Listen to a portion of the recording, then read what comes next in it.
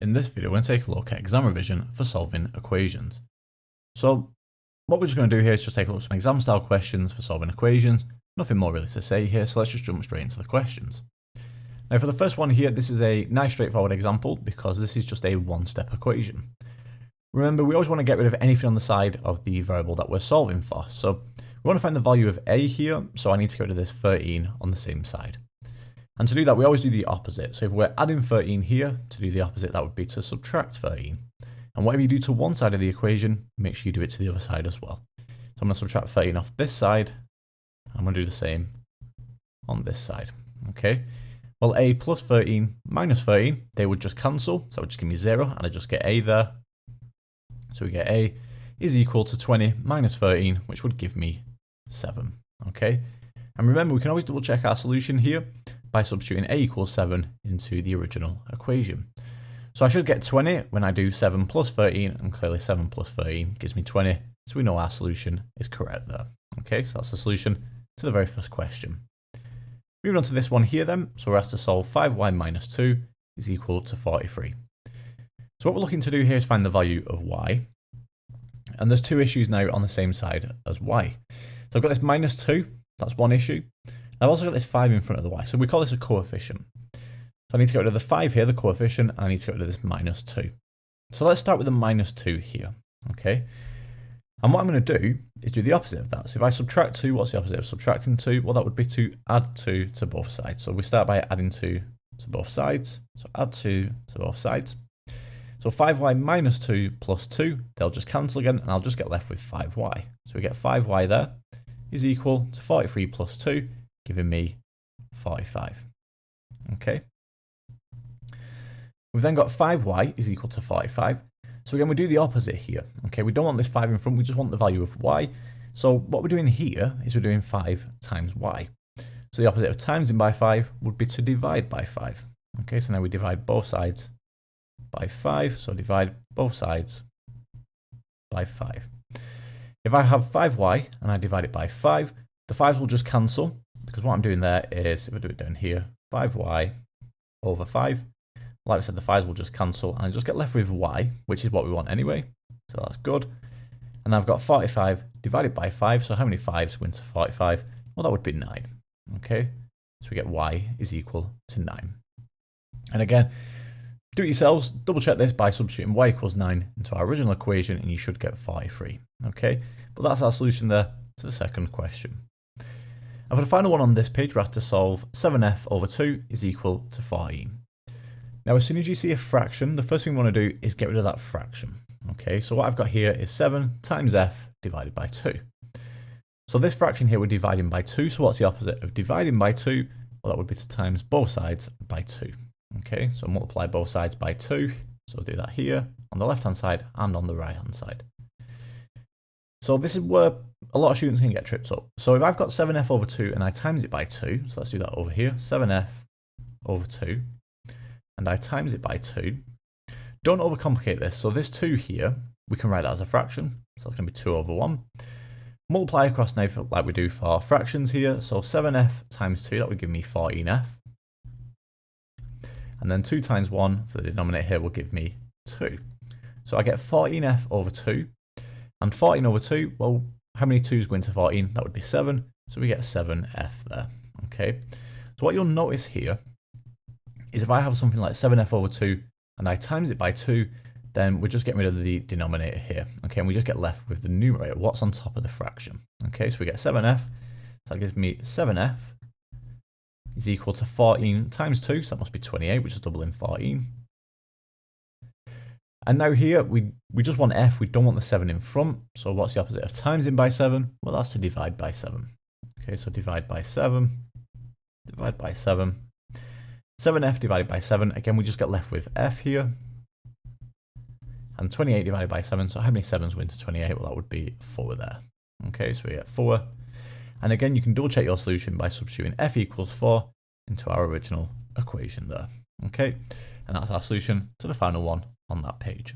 Moving on to these questions now, where we're introducing the idea of brackets within our equation. So how do we solve something like this?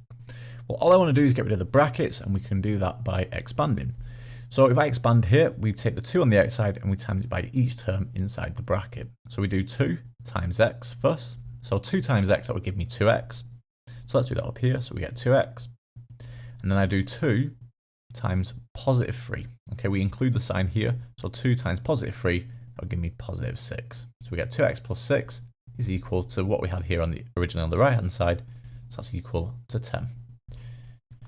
Now, what we've got here is something just like we've seen on the previous page. So all I need to do now is get rid of anything on the same side as the letter we want to find. So we're looking to find the value of x here. So we want to get rid of this plus 6 and the coefficient here of 2. So getting rid of the plus 6 first, what's the opposite of adding 6 to both sides here? Or what's the opposite of adding 6? Well, that would be to subtract 6 off both sides. So subtract 6 off both sides, like so. 2x plus 6 minus 6, well, they'll just cancel, and we just get left with 2x. And then I've got 10 minus 6, which would give me 4 there. Okay. And we're nearly there now, just one more step to go here. We want to get rid of this coefficient of 2 here.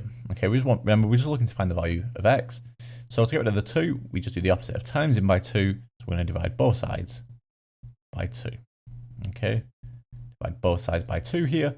So in that case, what I'm going to get then is 2x divided by 2, giving me x, and 4 divided by 2, giving me 2 there. Okay, and that's our solution to that question.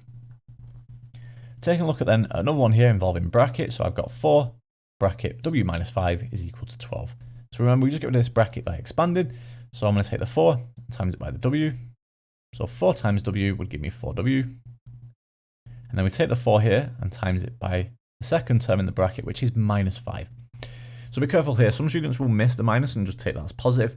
We do include the minus here. So this is 4 times minus 5. So that would give me minus 20. And this is all equal to 12. So what we're looking to do here is find the value of w. So I need to get rid of anything on the same side as w. So I've got this minus 20 first. So what's the opposite of subtracting 20? Well, that would be to add 20 to both sides here. Okay, so we add 20. Do the same on the right hand side here as well. So 4w minus 20 plus 20, they will just cancel and I get left with 4w. And 12 plus 20, that would give me 32. Okay, so we get 4w is equal to 32. Now remember, we're just looking to find the value of w here, so I need to get rid of this coefficient in front of this 4. So in that case, we do the opposite of times in by 4, so we're going to divide both sides by 4. Divide both sides by 4 here, and in that case, 4w divided by 4, that would just give me w. And 32 divided by 4, that would just give me 8 there. And there we have it, that's our solution to the second question there, involving brackets. Moving on to the next set of questions now, where what we're looking at here is when we have our variable that we're looking to find the value of on both sides of the equation. And this presents a new difficulty for us. It makes things a little bit more complicated, but it's nothing too challenging. So let's take a look at how we'd actually go about solving these types of equations now. So we start with this first one here. If you notice, I've got 5k on the left-hand side, and I've got 3k on the right-hand side. Now, truthfully, it actually doesn't matter which way we go here. So whether I take the 5k onto the right-hand side, or if I take the 3k onto the left-hand side, okay? It actually doesn't matter, but we can make life easier and the maths easier by considering which side has the smaller amount of that variable. So on the left-hand side here, we've got 5 lots of k. On the right-hand side here, we've got 3 lots of k. So this is the smaller amount, okay? There's 3k. So what I'm going to do is take that across the other side, and we do that by subtracting 3k because this is positive. So we subtract 3k off both sides. So minus 3k and minus 3k there. Well, on the left-hand side then we've got 5k minus 3k, so that would give me 2k. And on the right-hand side here then we've got 3k minus 3k, so that would be 0 plus 16, so we just get left with 16 there. So I get 2k is equal to 16, and then we just want the value of k, so I'm hopefully getting quite good at this by now. We just divide by this value in front here, the coefficient. So because we're timesing by 2, we divide by 2. So divide both sides by 2 here. In that case, what we get then is 2k divided by 2, which is k, and 16 divided by 2, giving me 8 there. Okay, so we get k equals 8, and we can actually double check the solution here by substituting back into our original equation. So let's do that just to check our solution here. So we've got 5k, so that's 5 times k, which we've said is 8 here. So 5 times 8, Well, that would give me 4. And this should be equal to 3k plus 16. So 3 times 8 plus 16. Well, 3 times 8 is 24. So we get 24 plus the 16 here. And 24 plus 16 would give me 4. Okay, so because we've got 40 on both sides, we know our solution of k equals 8 is correct there. So let's move on to the next one here then. So we're asked to solve 5t plus 8 is equal to 3t plus 26. Again, all I want to do here is start by considering which side has the smaller amount of that variable. So in this case, we're looking to find the value of t, and it would be this right hand side here because I've got 3t on the right hand side, but on the left hand side we have 5t. So what I'm going to do then is subtract 3t off both sides. So minus 3t off the right hand side and do the same on the left hand side. So on the left hand side we have 5t minus 3t, so that would give me 2t. And then don't forget the plus 8 here, so we get 2t plus 8 on the left hand side. On the right hand side here then we've got 3t minus 3t, so that would be 0, plus 26, we just get 26 here on the right hand side. Remember, I'm just looking to find the value of t here now, so we need to get rid of anything on the same side as t. So I'm going to get rid of this plus 8 here to begin with, so the opposite of adding 8 would be to subtract 8. So I get 2t is equal to 26 minus 8, so that would give me 18 there. And now we just want the value of t, so now we just do the opposite of timesing by 2, so we're going to divide by 2.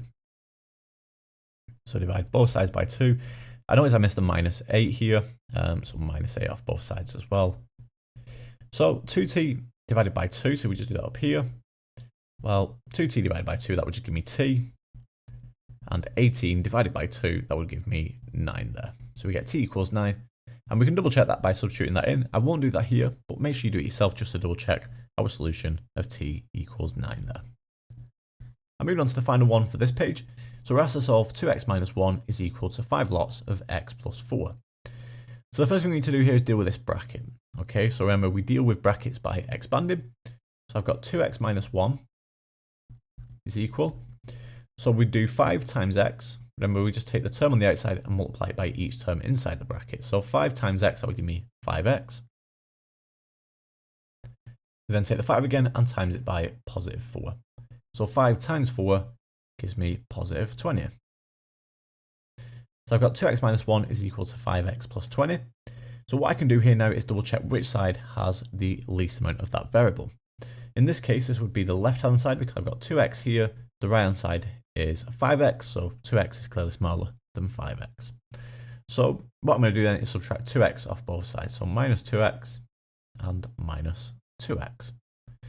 Well, 2x minus 2x and then minus 1. So I just get minus 1 here on this left-hand side. 5x minus 2x, that would give me 3x. And then we've got the plus 20 here. Okay. Now what I'm going to do is I'm just going to write this the other way around because I think it's a little bit easier to visualize here. So 3x plus 20 is equal to minus 1. Okay, I think that makes it a little bit easier to see what's going on here. There's nothing wrong with writing it this way, just to make that clear. I think this is just something I prefer to do. Now we just want the value of x here, so I need to get rid of this plus 20. So the opposite of adding 20 is to subtract 20 off both sides. So minus 20 here, and then do the same on the right hand side. So 3x plus 20 minus 20, they'll just cancel and I just get left with 3x. We get 3x here is equal minus 1 minus 20, so that'll give me minus 21 there. Okay, so 3x is equal to minus 21. And finally then, if I just want the value of x here, then we just divide by the coefficient here of x. So that 3 here, we're just going to divide both sides by 3. So divide by 3 and divide by 3. So therefore we get x is equal to minus 21 divided by 3. So in that case we will get minus 7 there. Okay, so x is equal to minus 7. And again, you can double check the solution by substituting into the original equation. But there we have it, so that's our solution to the final question on this page.